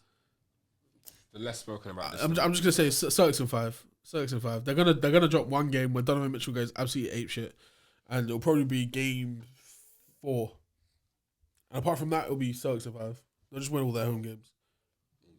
Yeah, if that, it's a 4 or 5. It should be 4, innit, really? Yeah. You look at the weaknesses of Cleveland, and it's just like, it should be a shot game. However, Porzingis is still out. I was going to say. I don't know when he's coming back. He's still out for a few weeks. They should still be able to win the series without him, innit? Easily. But it would have been a fair. Jarrett Allen's not playing. Yeah, man. He's questionable, though. He can come back. Even if he comes back, bro, he's the lights. I'm telling you, after what I saw from him last year against New York, I'm so convinced that like he's just, the pressure gets to him in different ways. So yeah. Okay. And the last one, Mavs OKC. It's a series. Big prediction there. I can't lie. Shall I be honest about my prediction? Yeah. Shall I not be gassed and be honest? Bro, do what you want to do. Say what you want to say. But I'm gonna hold you to the word, bro. The letter of the law. Same way I get held to my words, you're getting held to your word. Why? Man, so you can just come in here, say all kinds of stuff, and there's no consequences. Because it's been Did you happening. not just see me drinking this? Yeah, but it's been happening to me. Did you not just see me No, but drinking this has been happening to me for years. Okay. 4 years. Karma. No, Karma. What do you mean? I've been smoked out the pills and hurt for years. Okay, for years. Really, it's not that bad. Oh man, it's bad. What a clown thing. I remember. Exactly. Yeah, I remember. And then swept on my birthday.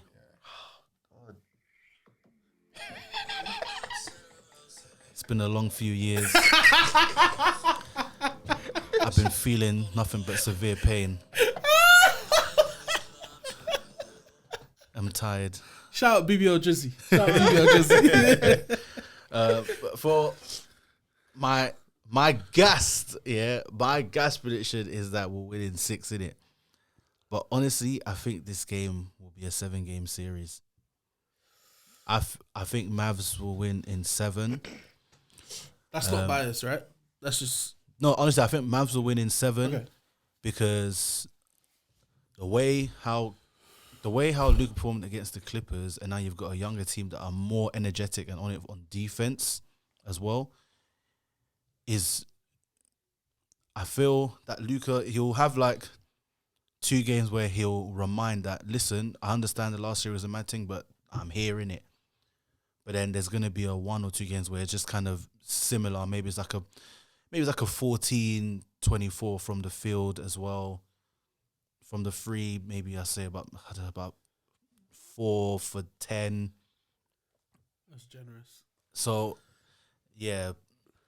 And You don't sound confident, like what you're saying. No, with what Luka, that's what I'm feeling. That's exactly how it's gonna be because bro, after the Clippers series when they won, when they asked him, he said, "I'm tired." And there was points where he looked like when he was he was like, so he still looks a bit hurt. That's what I'm saying. So I'm a bit like, yo, I don't know if he's hurt or if he's just tired. But now you've got another team who they don't get tired. So I have to take all these things into consideration. So for me, I think Mavs winning 7. It's all gonna go. It's gonna all fall down to Luka. Kyrie's gonna do what he needs to do, but it all falls down on Luka. I forgot that OKC have Case and Wallace as well. I think it's gonna be a very long day for you guys.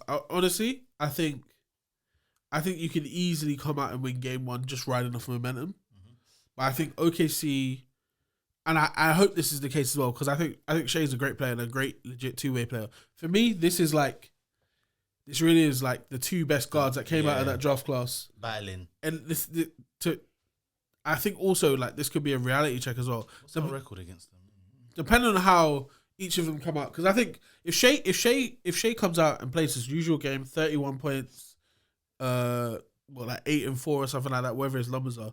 I think he's gonna have a lot of success against Dallas. Also, like when you look at where OKC have been very, very good this season, I think they'll probably put PJ Washington on Chet, and I think they'll probably put on the perimeter anyway, and I think they'll probably put Derek Jones Jr. on Jalen Williams, J-Dub, and I think it's really gonna be a case of, well, that's not going to work because like one of Shea and Jalen Williams are going to have a crazy series because you can't defend both of them. And it's a very different situation to when you're playing against the Clippers because when we start shooting bad, we don't stop shooting. Shea very much operates in the mid-range to the inside. He's not necessarily live or die by the 3. Yeah. Same with Jalen Williams as well. I think it's going to be a bit of a long series defensively. Also, I think they're going to target Luka. Yeah, 100%. I think we highlighted a few things that we didn't do well, and one of them was going at that guy enough. Because when we did, we had success. Yeah. And I think they're going to be doing pick and rolls to get Luka on Shea, and I think Shea's just going to have him dancing in the mid range. No, it's because he's done it so many times. Has he not done it all year? Has he not had guys looking crazy in the mid range on defense? Right. Whoa. Could be looking nuts, bro. So 100%, I think, and I hope as well. I hope you get swept because you're my friend. I hope you get swept, but God. I think it will be a 6-game series. OKC win. Yeah, I think it'll be interesting. I think very interesting series. It's one to see what Shea and this OKC team are really about. Kyrie and Luka, it's their second season together. After that first like playoff run as well. First playoff run. After that first series win against a good Clippers side, you're going up against the number 1 seed. But also, as I correctly said earlier in the pod, they are the weakest out of the 2 remaining on the other side. Yep. It's your best chance to get to a conference final. 100%. So I think riding off that, they've got to get it done. Will they get it done? I think they will. I think they'll get it done in 6 or 7. I just have so much in my guy Kyrie. I think he's so that guy that people have forgotten because he's been injured. I agree.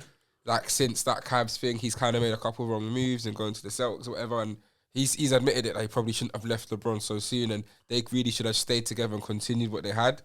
But I also believe he's now with a LeBron-esque player in Luka, where he is that level that he can kind of get it done when Kyrie isn't. Yeah. And I think Kyrie did the right thing in the first series, and he realised that I'm fucking Kyrie Irving. I'm him. I am Kyrie. I am that guy.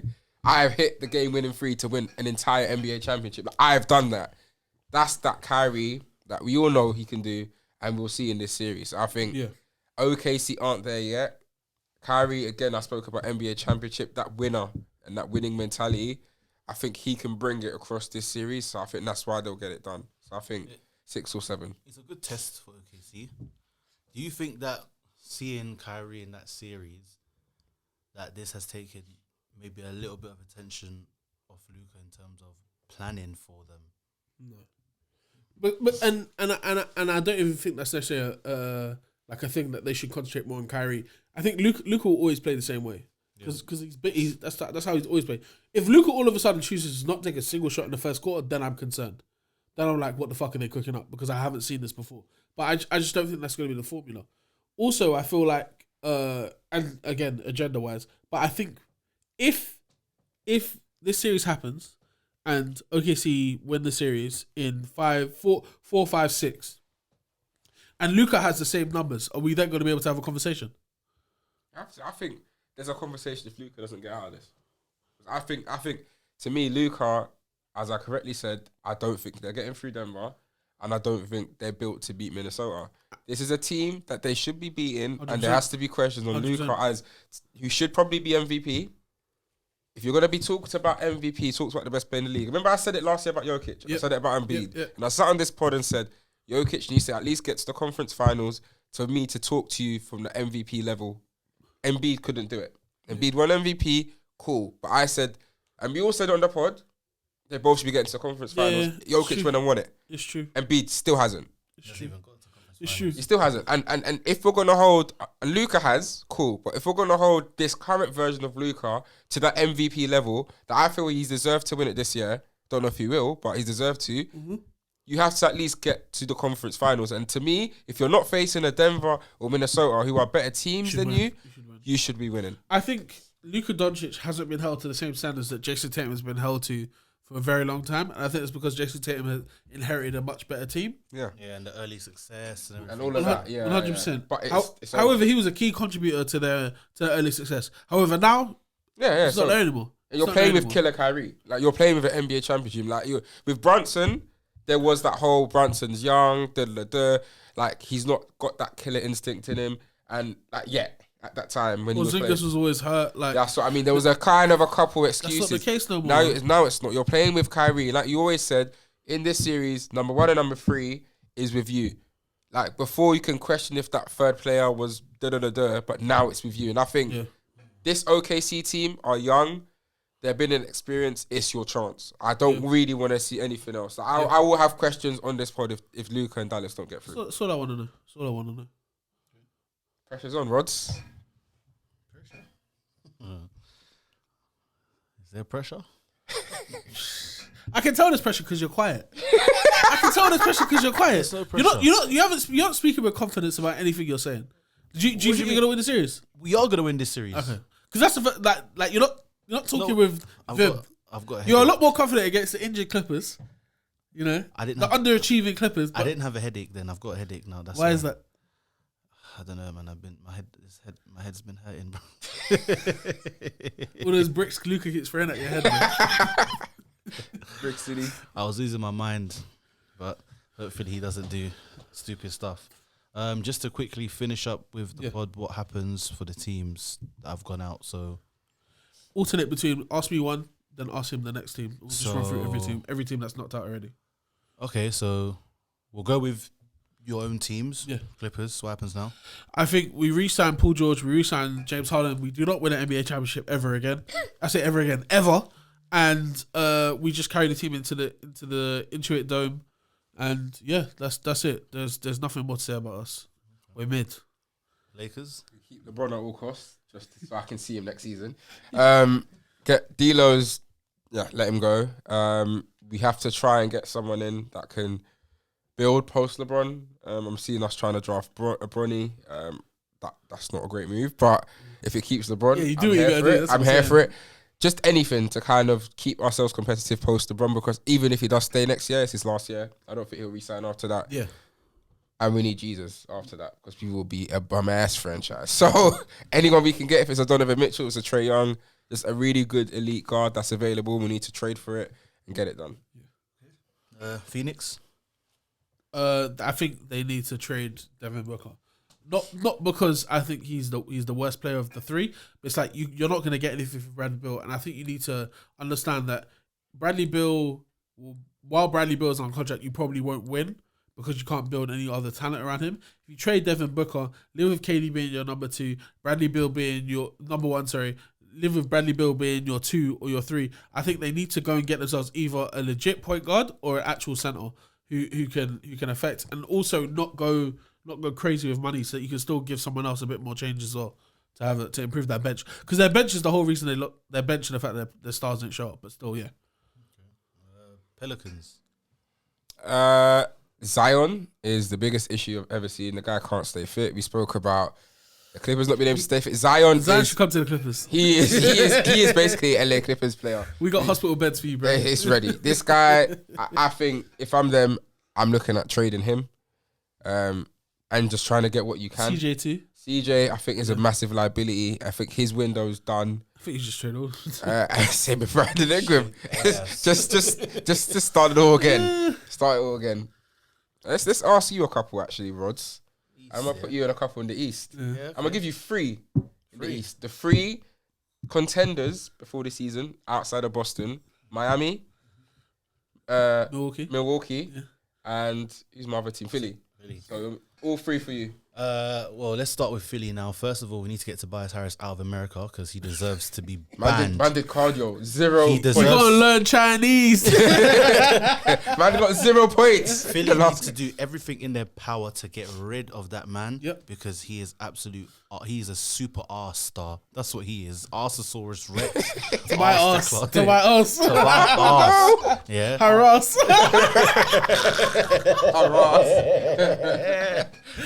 They need to get rid of him. You could keep Kelly Oubre there if he's cheap and more or less, to be honest, if you could bring him off the bench or just put him play him like a kind of Derrick Jones Jr. position. But then he was the mismatch against the Knicks because Bronson was cooking him disgustingly. So they need to get a proper point guard. Because Maxey needs to focus on scoring. Yeah. Embiid needs to pattern up his health seriously. I think he needs to not play at £300 every night anymore because it's too much. It does too much on your legs, so he needs to not do that. I think he needs to go down a bit, which will help dramatically. Yeah. Oh damn! Wow! It's this headache, but it's this headache. And they need to just add more pieces to their team as well, man. Like you need someone useful because you can't be paying someone 180 million max to have that kind of performance. Word. That's disgusting. That is nasty work. Yeah. That's what needs to happen. Milwaukee, some are saying trade Dame. I'm like, no, I don't think you should because we haven't. Move. Yeah, one move? The main move they need to is that guy, Glenn. No accountability. Rivers. Move him away from the team. Move him away from basketball. Bring back Bud. Just accept you're wrong and just bring back Bud. Bring back Bud. Bring it back. Honestly, bring back Bud. Come back healthy, and I think they'll be fine. To be honest, if you're gonna make the odd move, if anything, or if you decide to keep Pat Bev there, fine. But maybe pick up an odd one or two local role player that can do what they need to do off the bench. Pat Bev was moving mad. Yeah, he was moving insane. Pat Bev was moving mad. He threw a ball at a fan, didn't he? Yeah, he's moving like he's a superstar. He needs to relax. It's just so silly. So, yeah, Miami, don't give Jimmy Butler 50 million. That's absolutely insane. Don't do that. If you can get Donovan Mitchell, I would say go for him. Maybe trade Terry Rozier and... Terry Rozier can Tyler still... Hero. I mean... Terry Rozier, Tyler Hero and all your draft picks. Just get Donovan Mitchell. Maybe if you give up Jovic... But then the thing is, if you're not going to give Jimmy Butler the money and he's like, okay, F this, then... Fuck him, bro. I don't think he's that good. I don't think he's that good. He's definitely not worth that money. And that's why you're agreeing with me as well, bro. It doesn't make sense to give a 30-something, 34, 35, that much money for him to, one, get injured in the playoffs again, and two, to put up 22. Like, you're going to have a bad regular season as well. Yeah. Because he doesn't try. Don't give him that money. Make some moves around. All you need is scoring, man. All you need is scoring. And Miami with a different team if they had a better score. I think as well they should move Tyler Hero to the 6-man role because I think he's more better just coming in as a scorer and just lighting it up. So I think Miami need to invest in that and then fix up the starting team. Give Jovic more minutes as well. Make some moves there, man. If Jimmy's got to go, he's got to go. Like honestly, because Bam and Donovan Mitchell will be a good pairing anyway. So I agree. So yeah, I think with those 3 teams, that's what they need to do. Magic? I'll do Magic then. I think they had a really good season. Like Paolo showed what he could do. in the playoffs, which is a bit better boost for him in the franchise to show that he is that guy. He's capable. I think France had a disappointing series for his standards, but again, he showed he's been brilliant all season. I think they've got, we correctly identified problems at the centre position. Wendell Carter's not that guy at all. He's very undersized for a big anyway. And I think between Markel Fultz, you've got Cole Anthony. They've got 2 rookie guards as well that they drafted. There's a bit there, but I just feel like they need to really establish who is their really number one kind of point guard who kind of leads it and takes it by the scruff of its neck. Shout out to Jalen Suggs as well. Suggs. They've all played really well, but I just feel like You need more. you need more. You need a number one guy that's like Paolo and Franz. Those are your 2 guys in the backcourt. I think they need someone there in that front court that can really just take it and do it. And I think, backcourt, that can really take it and do it. I got it mixed up. And then I think they'll be alright. Had a really good season though, so shout out to them. Yeah, watch out for Orlando getting Nick Claxton in free agency as well. Yeah. Okay. Well, it's been Take It to Them podcast. Make sure you follow us on all socials at Take It to Pod on Twitter, X, whatever you want to call it. At Take It to the Rim podcast across all other social medias and on YouTube. Make sure you subscribe, follow, leave reviews, do all of that good stuff. Absolutely hound and abuse Clipper Cam if you hate the Clippers. Just message him. Come get your chains back. Come get your chains back.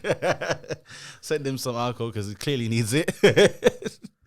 But yeah, other than that, as Juls always say, over and out, baby. Cancun on free cam. Let's go. Hold your L's up because that's what we taking. Over and y'all are out.